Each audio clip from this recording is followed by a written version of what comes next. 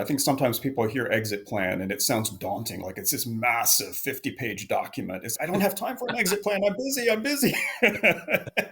Hello, everyone, and welcome to our Thursday live series. I'm Jeff Loehr, and we're thrilled to have Mahen join us today. So has been with us at our last summit talking about how to grow your MSP so that it is a saleable MSP, how to get the most out of your MSP when you do sell it, because inevitably we're all going to want to sell, right? And I think that there are two key things that come out of this. And the first is that we're all going to sell at some point. So we want to be sure that we're creating an MSP to sell. And then the other is creating a scalable MSP that even if you don't want to sell it, it's going to be more scalable and more useful and more aligned to your goals and what you want. So Mahen, thank you very much for joining us today. Very excited to just have a chat with you. If you do have questions, be sure to put them in the chat and we'll try to get to them. And other than that, Mahen, why don't you take it away and just introduce Sounds yourself great. and Yeah. Yeah. start the conversation.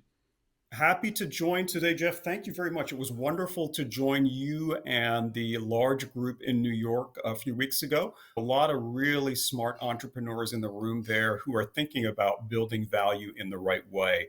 There are three different decision points that any business owner has to make, and it's based on where your business is, but more importantly, where you are personally and Mhm. professionally. And thirdly, where you are financially. So it's really an interplay of those three things. Where is your business? Where are you personally? And where are you financially? And that typically drives the decision, right? So if your business is not ready for a sale, then I think that's overarching, right? Then it's premature. Then you need to get your business to a point where it's operationally ready and financially ready for a sale. However, if your business is ready for a sale, and you personally or financially are not ready for a sale, then it's not going to work, right? Then it's not the right time. So, one of the first questions we had put out there is when is the right time to sell your MSP? So, let's talk through that a little bit. First, let me introduce myself a little bit more, Jeff. Bristol Group, just to give folks an idea, we are a mergers and acquisitions advisory firm, and more importantly, an exit planning advisory firm, right? So, we're not just a transactionally focused firm. Some of the companies out there are based on deal flow, right? It's get a new company, sell it, get a new company, sell it. Whereas our goal is really to work with companies, help them build their value. And once that value has reached a certain point, then help them to make the right exit decision to the right buyer for the right price, right? That's the approach we take. So exit planning versus just your typical M&A approach. Yeah. So if we get into sort of what are some of the questions we hear when we talk to various business owners, the first question we talked about, is there a right time? And we talked a little bit about that, right? So it's an interplay of your business, personal, and financial considerations, and then also your financial expectations from the sale. So do you expect a $2 million valuation? Is that going to make you happy? Will that meet your future financial requirements? Or are you gunning for more like a 5 million or even higher, $10 million exit valuation? So first, let's be really practical. What do we think your business is worth? So I think typically when we start talking to folks and going down this path, Jeff, one of the first things we'll do is evaluation of their business. And so it's a rigorous process that we go through, very objective, where we'll take a look at their historical financial performance, typically 3 to 5 years of financial performance. We'll take a look at the trends. We'll do a deep dive into their customer base. We'll do a deep dive into their sources of revenue, recurring revenue. We'll do a deep dive into their platform, right? Their cyber capabilities, their regulatory and compliance capabilities. And then we'll put all of that together and form an opinion of value. And then we'll benchmark versus some of the recent transactions, right? Where does your company fit? And what we'll do is draw a quadrant, right? 4 different squares. We've got lower quartile, lower 25% of transactions, mid, and then upper, right? And the goal is to help everybody move into that upper quartile, that 75th percentile to 100th percentile of valuation. And this is part of what we'll talk about today. Yeah. So that's also part of how buyers value an MSP, Jeff, right? And so how can you build an MSP that helps you get into that upper quadrant of valuations? One of the things that we'll see very often is, as an example, two MSPs that are generating, let's put a number out there, 2.5 million in annual revenue. The transaction value for those two MSPs could be dramatically different, right? One could sell for under 2 million, whereas the other could sell for maybe 4 to 5 million. And part of the valuation story there is one has a much more predictable revenue flow. So they've got recurring revenue that might be the majority of their revenue. A lot of that is contracted revenue, right? It might be in a 3-year contract, so you can predict that revenue is going to continue for a period of time. And then maybe the quality of their tech stack and their ability to differentiate their service. Hmm. And in this rapidly consolidating environment where companies are coming into your neck of the woods and buying up an MSP and then trying to grab customers in that area, maybe give you a leg up and defend your business and allow you to retain those customers if you have a differentiated platform. So So those are typically some of the things that we see. Yeah, when go you're ahead. really looking at that valuation, or you're looking at that future, the future revenues that are coming in, what's crucial there, like you said, having the contracts, having the differentiation.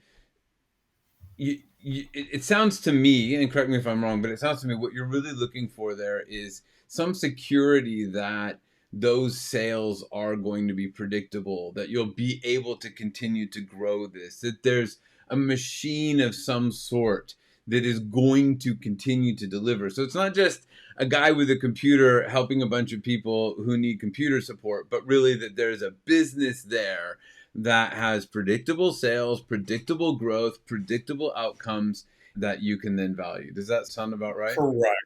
Correct. Absolutely, Jeff. And I think that's the model for any service-based business, right? Whether it's a landscaping business, a commercial janitorial business, any kind of service-based business has to have some predictability. A, you have to have long tenured clients. B, you have to have clients under some sort of contract, right? Where even if there's an exit clause, they've signed a piece of paper that signals that they are willing to sign a Yeah. contract with you. And sometimes just their willingness to sign a contract says a lot, right? It says that they're very comfortable with you as a provider. And in our experience, once a customer has signed a contract, it's more difficult for that customer to then move on to somebody else, right? They're in with you. Even if there are operational issues, they'll try and make it work in most situations. So I think that's important. And yeah, I think, Jeff, you mentioned a little bit, it's that predictability. It's also the quality, right? So what's the quality of your revenue? How's your Yeah. pricing? Are you able to offer a service that people in your region are willing to pay a certain price for? Or are you having to drop your price in order to attract new customers? And I think that's a critical discussion as well, Yeah. Jeff, right? So anyone can acquire new clients if the price is low enough.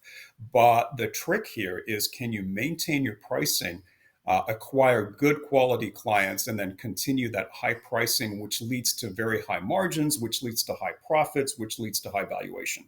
You talk about differentiation. And so creating that differentiated MSP, creating that MSP that is serving a particular client, delivering something repeatedly and stands out. Like, we find that's actually the best way to get the prices up, right? And lead to that quality revenue. Because now you say, here's my customer, here's what I'm delivering, here's the change that I'm offering them, or this is how I'm transforming their business. And because of that, that creates that differentiation that allows you to charge more money, right? That allows you to have that Absolutely. quality revenue. I find, Absolutely. and again, this is a question stated as a statement, but I find that the problem is when we tend to be a little bit too generic and we're trying to serve everybody and trying to be everything to everybody. In our experience, it's really hard to command price then. Is that what you Absolutely. Absolutely, Jeff. Yeah, I think, look, as we talk to the large buyers, whether it's large strategic buyers or private equity firms that are funding new platforms in the MSP space, everyone has the same thoughts on their radar. How do we build a differentiated platform, differentiated company that allows us to A, retain customers, B, retain or even increase pricing, and C, attract new customers in a highly competitive world in the future? And so they're all thinking about how can we do that, and their ultimate goal, right? Many of these players are looking themselves to exit at some point. So the whole game here is acquire smaller, companies, when their valuation is lower, aggregate enough of those companies, increase the tech profile of those companies, right? Improve the service stack, improve the operational maturity, and ultimately increase the exit value. I was talking just yesterday to a company, a well known company that I think folks would know. They recently exited a platform to a large strategic buyer. And they were buying companies in the 5, 6x EBITDA multiple range. And Mhm. their ultimate exit was in the 12x EBITDA multiple range. So overnight, literally, they doubled the value of all of the acquired companies. There's a little bit of work involved, right? But part of that value comes from critical mass. And with critical mass comes resources and the ability to compete in a region. So I think one of the things, Jeff, that some of our business owners in their region may be seeing is companies are being acquired. There are a lot of large companies looking to do acquisitions. I'm sure many people on this call today have been approached themselves about selling. So the question becomes, how do you predict the world in 12 to 24 months? Because we know it's going to change, right? We know AI is going to come in and drive some operational differentiation, some operational efficiencies. We know So tech Mahen, stacks, everyone's how going do to I, as upgrade. an MSP, predict it? Or are you saying the person who's doing the acquisition is looking at how do I predict the future? I think both, right? I think it's important. I think the person doing the acquisition has already predicted the future, right? They have a really good view of what the world will look like and what they need to build. But I think a lot of the small business owners that we work with, that you and I work with, are so busy operating their company that Yes. they haven't necessarily been able to think about how do they need to build their company to compete effectively in the future? What will be the impact of AI? What kind of new tech solutions do they need to bring into their offering? How do they up their cybersecurity game, right? These are the kinds of things that I think, MSP owners need to start thinking about a little bit more Y- actively and then go beyond the thinking. And I think working with folks like you and Joe, maybe transforming that thinking into operating strategies, right? How do we actually have a plan? How do we actually implement this? I think that what you're saying is so key. If you have a plan and you know how you're going to execute on something, and you can get out of that day-to-day operation, and being the tech person, then you can look forward 24 months and you can look for what's happening That's right. outside of That's my right. business. And I think, just talking, I think that's where the magic happens, right? If you do want to sell your Yeah, business, then having that story around, hey, here's where the world's going in 24 months. Here's how we are positioning ourselves for that world. And here's how you, buyer, are going to make money by buying us, right, over the next 24 months. I correct. think that's a Correct. really compelling story, rather than, hey, I'm working really hard and I'm grinding away and I've got revenue and I haven't contracted it, That's right. but it's a lot of revenue, is just It's a not the same churn, right? kind of So it's story. like some revenue is coming and some clients are leaving, then you have to go and acquire new clients, and then other clients leave, right? Because there's nothing sticky about your business, nothing to really compel them to stay with you. Yeah. And if you're not able to focus on making it sticky, if you're just stuck in doing the work and not focusing on making it sticky, Right. then you don't have that opportunity to position yourself well for acquisition. 100%. So I'll give you an example, Jeff, right? And sometimes people think, man, I got to build this to a really big company before I can get there and be attractive to a buyer. But I'll give you an example of a smaller company, like in the $2.5 million revenue range, like 20% margins, right? So your normal industry metrics. But what they had done is built a really mature cybersecurity capability and a very well defined vertical. They were in the healthcare space. So they had really strong HIPAA compliance capabilities, right? In-house HIPAA compliance officer, the ability to understand and protect patient health data. And they were working with a number of really interesting clients in that space. So that made them a really interesting target for a new platform. So this was a very large private equity firm with over $100 million to basically invest in their new MSP platform. They had done one acquisition and were looking at this company as their second acquisition. Yeah. Even though it was a really small acquisition, they were looking at it strategically and saying, look, what you guys have built would take us over a year to build organically. And by the way, it would cost us a lot of money and we'd have to put all the right people in place. You guys have it already. You've got the team, you've got the capabilities. we can basically take your platform and we can leverage this across everything we're trying to build, right? So when we bring on board a less specialized MSP, like a more generic MSP, we can then slowly migrate them towards the platform that you built. And ultimately, the story here is we were able to get a much higher EBITDA multiple, much higher exit value for that particular company. So that's one of the, we started the conversation, how do we get a company into that top quartile of valuations? Yeah. That's one of the ways to do it. So so talk to us a little bit about that. So what does an MSP do now, right? I might not even be Yeah. ready to think about selling, but what do I do now to get ready to be in that top quartile? And Yeah. contracts, but what do you see really works from an operating standpoint? One of the things I'll say, Jeff, right? One of the easy wins is you don't have to do anything other than invest 2 or 3 days. So, one of the first things I would say is look, pick a really good conference, right? If you have the ability to go to 2 or 3 conferences over the course of the year, pick some really good ones because that's where you'll get a lot of amazing ideas, right? You'll get ideas around what's the impact of AI on the MSP universe? What do I need to start thinking about? How do MSPs need to start building a stronger cyber capability? What's the interplay between MSPs and MSSPs? How do I build a white labeled compliance capability? Right? All of these things, how do I build a white labeled SOC? Right? All of these things you can start getting ideas from these sessions and it'll bubble, right? It'll accelerate your own thought process. And you'll be exposed to a lot of partners. There, one of the good things is there are a lot of amazing partners out there that can work with you to build those capabilities. So you don't necessarily need to build all of these things from scratch. You can work with a lot of folks to get you kind of the technical maturity, the operational maturity that's going to allow you to compete and be differentiated. So I'd say that one of the first things is look, invest a few days, maybe every quarter, get to a conference. If there's one in your region, great. It's also a great networking opportunity. You'll have a chance to talk to other business owners, other MSP owners, and start to understand what are the best in class MSPs doing. So I'd say that's a really good first And it step. sounds like what you're saying is go to these conferences and understand where things are going, Correct. right? So Right. so that you can think about how you can tailor your MSP to meet those trends. Yeah, agreed. I think that's probably the starting point, right?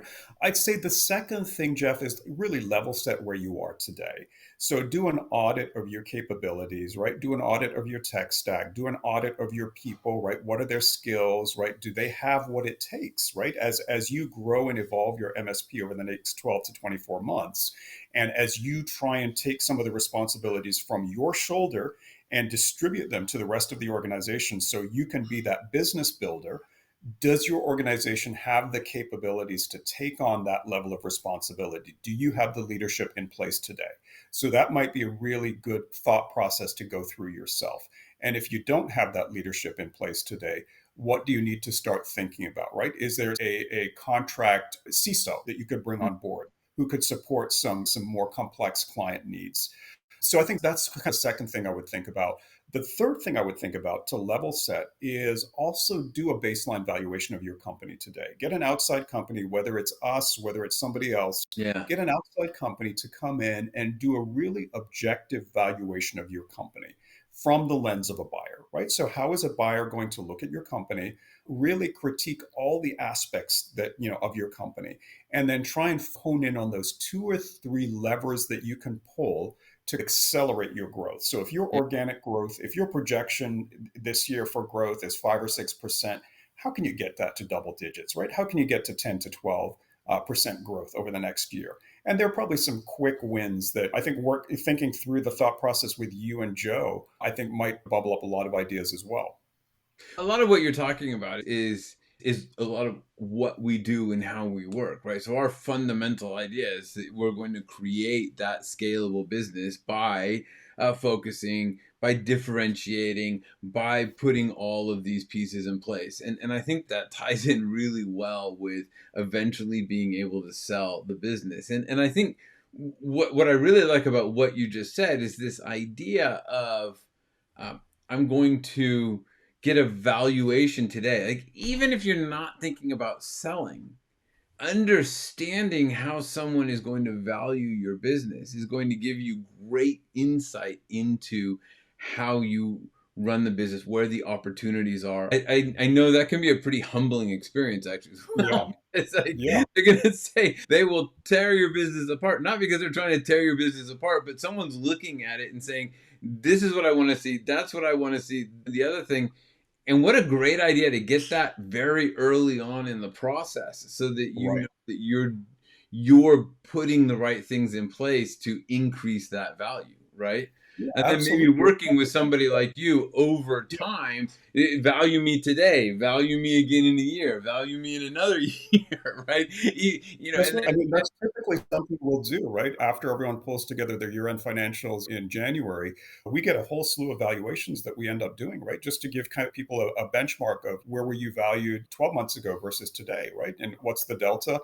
What drove that value, right? Where can you continue to improve? And so I think one of the other benefits of doing evaluation is it allows you to focus your resources, your investment, and your time, right, on the areas that really matter.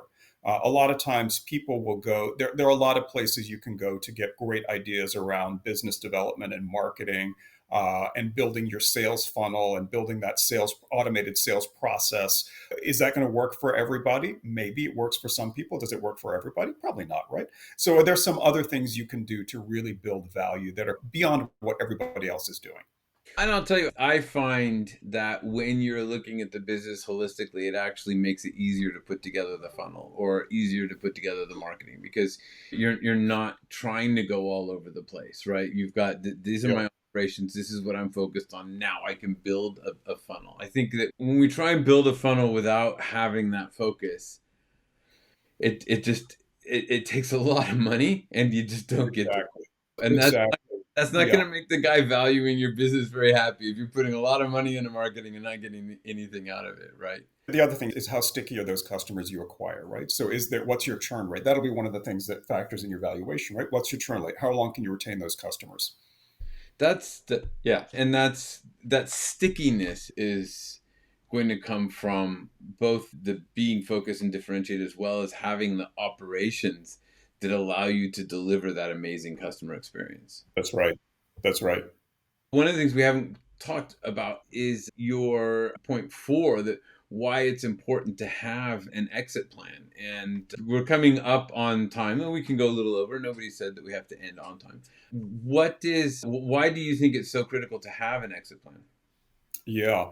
I think let's first kind of level set what is an exit plan. I think sometimes people hear exit plan and it sounds daunting, like it's this massive 50-page document. I don't have time for an exit plan. I'm busy. I'm busy. And it doesn't, an exit plan could just be some thoughts that you write down on a piece of paper, right? A memo that you send to yourself. Yeah. But there are some things that you should start thinking about. One is when you transfer ownership, and we all transfer ownership, right? How will that happen and to whom will that happen? Do you have a family member who wants to take over the business? Is there a successor in your company who would love to buy you out, right? Who would love to then run the business?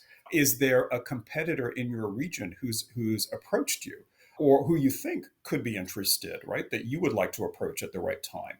Have you been approached by an outside party, right? Whether it's a large P or a private equity firm, and how do you think about selling to those guys? So I think the first thing is there somebody waiting in the wings who would be a logical successor to take over ownership of your company? And if not, then who are the types of buyers, right, that might be interested in your company? And a lot of it comes down to the foundation that you've built. So how big is your company? How profitable is your company? How mature is your company? What are your technical capabilities? And what's the sophistication of your employees? When you put all of those together, kind of map it out and say, look, we think we'd be a good match for a buyer that looks like this or a Mm, buyer that's trying to do this. yeah. And so some things to think about are, could you be that missing piece? So could there be people who are to the left of you and to the right of you, but they don't have kind of your geography? And you could be a really interesting addition for them. Strategically, do you have the customers, right? So we've got one MSP that we're bringing to market right now, very strong in long-term care. So could you be a really attractive acquisition candidate for somebody who's building a platform in that space? And if so, then I think your multiple will be quite rewarding. So I think strategically around who would buy your company and why would they buy your company and how would they value your company. And then the other thing to think about in an exit plan is timing. So we started the conversation, is there a right time to sell your business? And I think revisit that question periodically. I'd say every quarter when you pull together your quarterly financials, revisit that question and have a couple of frames of reference when you think about that. So, one of the things I'd encourage people to do is really think through and write down what do they think will be the big changes that happen in the industry over the next 12 months, over the next 24 months. Everyone, AI is on everyone's radar, right? What do you realistically think will be the impact and the time frame for that impact, and how will that affect you? Cybersecurity, everyone has cybersecurity on their mind, right? How are you going to evolve your cybersecurity capabilities? Or are you going to make a decision that, you know what, I don't have the ability to invest in cybersecurity capabilities, so I better think about exiting before everybody else does, right? But otherwise, I could be obsolete. I think that's an important consideration as well. So, do you That's have? interesting. So Yeah, go I'm ahead. not going to go there. So I better Yeah. do it now before what I do is obsolete. Correct, correct. And I think that's a big theme that going to these conferences will really give you some insights around where the industry is going. Are you moving in that direction fast enough to remain relevant? Because, look, in any technology industry, there's always evolution, there's reinvention, it's survival of the fittest, right? And so, are you able to reinvent yourself and continue to remain relevant to your customers in the future? In light of what we said earlier in the conversation, people are scaling and getting bigger and buying competitors in your region. They'll have more resources, they'll have more capabilities. They are probably going to nip at your heels and try and reach out to your customers. And eventually, it's a matter of time before some of those customers may make a decision to leave because what they're getting for that price point is more with the other party than what you have to offer. So Yeah. I think that's something to think about. And then I think the other thing to think about is your financial situation.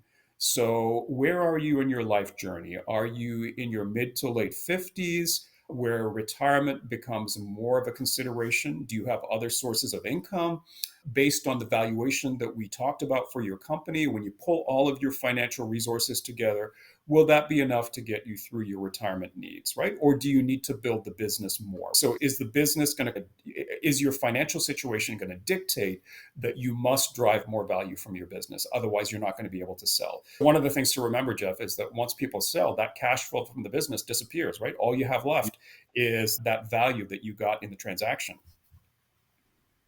Yeah, no, I think that is an important thing for people to remember is that when you sell, that cash flow is gone. How does that tie into Right. your whole plan, right? Um, Yeah. So I think there are probably like, look, half a dozen topics that you need to think about. And going through this exercise where you brainstorm yourself, put some thoughts down on paper, revisit those thoughts every quarter could be the early start to an exit plan. And then as you mature your thinking, you can develop a more sophisticated exit plan that includes financials, that includes maybe some yeah, buyer profiles and deal terms and those kinds of things. I like the idea of not making it too complicated or too hard or taking it too seriously, but really just giving it some thought, maybe making it a part of your planning process so that you're always thinking a little bit about what does the exit look like? How does this position me for an exit? Just having it consciously there so that you're evolving your plan over time and just keeping it in mind. I think that's going to serve you very well. And I think one of the things it also does, Jeff, is help you be ready. So life happens, right? No matter what our plans That's are, the point. sometimes life happens and those plans don't happen. So think about health issues that could pop up. Think about financial needs that could come up that could require you to liquidate your business ahead of plan. All of these things you need to start thinking about. And I think one of the things we found is that just having an exit plan makes you be much better prepared if and when those events come up. Awesome. So this is the slide I was going to show, Jeff, right? This is one of the reasons that you want to start thinking about an exit plan. And I think you actually had some good input into this slide. So think about on one axis where you are in your life journey. Think about on the other axis some of the events that can come up in that life journey, right? Whether it's yeah. health or financial or external. One of the things we need to start putting on our radar right now is where are we in the economic cycle, right? Hmm. We've had really long run here that's been fueled by this huge debt bubble. How long can that continue, right? We're getting messages that we're near the end of it. So what's your read of that world? And if in fact we do go through another downward economic cycle, what's your ability to weather that cycle?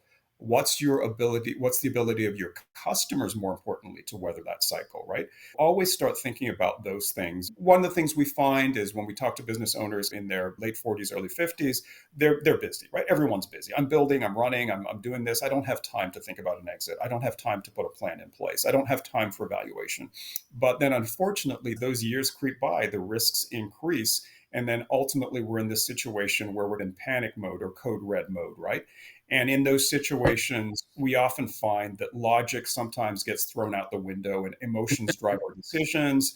And we make illogical decisions, right? Selling for the wrong price to the wrong buyer, and then really regretting that you didn't do something different. Yeah. Yeah. You said earlier, we're all going to exit at some point, right? So Yeah. don't put it off until you are, until Right. you have to exit, until, Right. Right. So, So one of the Mahen, things I was going to say how is, do people yeah, get in touch? Yeah, so I want to put that yeah, thing absolutely, up here. absolutely. Yeah, And so write down my email, write down my phone number. Really easy. It's mahen@bristol.group. There's my phone number. Feel free to contact me. Rest assured, we don't charge for anything up front. Everything you disclose to us is under confidence. So one of the first things we'll do is sign a CDA that says anything you share with us is held in strict confidence. We can have that really candid and transparent discussion around where you are. And like I said, Jeff, we don't charge anything. Our model is we're happy to work with people, build that trust over time. And then ultimately, when somebody is ready to exit, we hope that we're the partner that they'll choose. And we make our money on the back end. So if and when the business sells, we'll get a commission. That's reasonable, right? I think people are used to the transaction fee on selling a house. We're not that much different in that same ballpark. And when you get to that point, we're there to support you through that process. So feel free to reach out. Anytime. The other way to reach out to me is just scan the QR code. It'll take you to a link for our landing page where you can request a business valuation. We also have an exit readiness assessment where you can understand, are you even ready to start thinking about that exit process? that is brilliant. And Mahen, thank you so much for taking the time. I know that everybody who's talked to you from our community has really appreciated it and gotten a lot of value out of it. So if you're just trying to even figure out this sale or this M&A world, I recommend picking up the phone or sending an email and just have a chat. Mahen's pretty easy to talk to and has a wealth of information and advice just at his fingertips. So I would absolutely recommend that. And again, Mahen, thank you very much for taking the time. It's been a Great to chat today, Jeff, and I hope everybody out there has a wonderful rest of your day. Sounds good. Thanks. Take care. Bye-bye, everybody. Bye. Thanks for joining us, and a special thanks to our subscribers. Consider becoming one right now and tap into our insights and instincts to help drive your business vision and success. Remember, you didn't start your business to feel frustration. You started it for freedom. We can help you discover the impact, freedom, and wealth you always imagined. Learn more at startgrowmanage.com/learn more.